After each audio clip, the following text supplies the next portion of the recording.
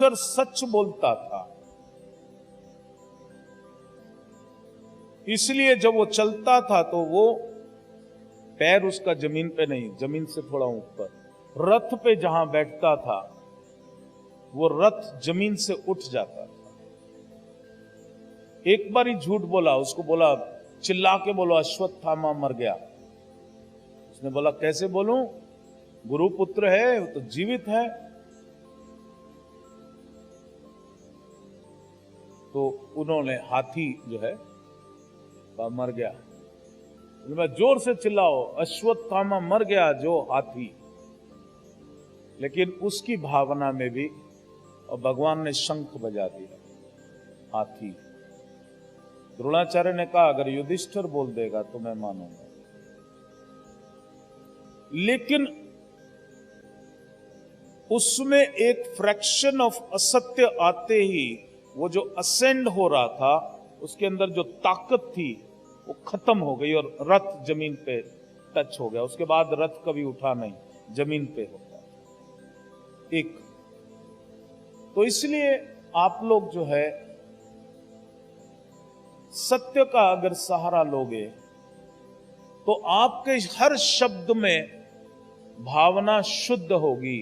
और मनुष्य को अगर जीवन में उन्नति करनी है तो शुद्ध भावना पहला वो है। जिस मनुष्य के एक्शन में भावना अशुद्ध है उसको कर्म दोष लगता है, और कर्म दोष मनुष्य जीवन में पीड़ा ही उठाता है, सुख नहीं उठा सकता। उसके चारों तरफ ऐश्वर्य लगा दो लेकिन वो उसको उठा ही नहीं पाए, दुखी रहेगा।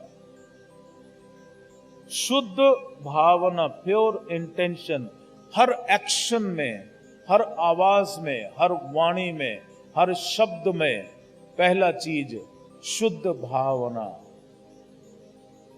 अगर भावना अशुद्ध होगी तो उस व्यक्ति का मन मैला होगा। मैला यानी कि negative. Negative mind can not produce success. Negative mind cannot produce prosperity. Negative mind cannot give happiness to himself and to others. Negative mind will be only jealousy. और अगर अशुद्ध भावना से वो शुद्ध भावना में आ गया, प्योर इंटेंशन, उसके हर एक्शन में भावना शुद्ध होगी तो उसका मन निर्मल हो जाएगा। कैसा हो जाएगा? निर्मल। और जिसका मन निर्मल होता है यानी कि पॉजिटिव माइंड। कौन सा? Positive mind. पॉजिटिव माइंड कौन सी इमोशंस लाएगा? Positive emotion. कौन से विचार लाएगा? पॉजिटिव विचार। उसके मुंह से कौन सा शब्द निकलेगा? पॉजिटिव शब्द। उसके मुंह से हर्टफुल शब्द का प्रयोग नहीं होगा, किसी का मन दुखाना। ये सबसे भयंकर कर्म दोष लगता है जब आप अपनी वाणी के द्वारा किसी का मन दुखा देते हैं। मैंने कहा जो जीवन में चाहिए वो बीज फेंक। सुख चाहिए तो सुख दे, दुख चाहिए तो दुख दे।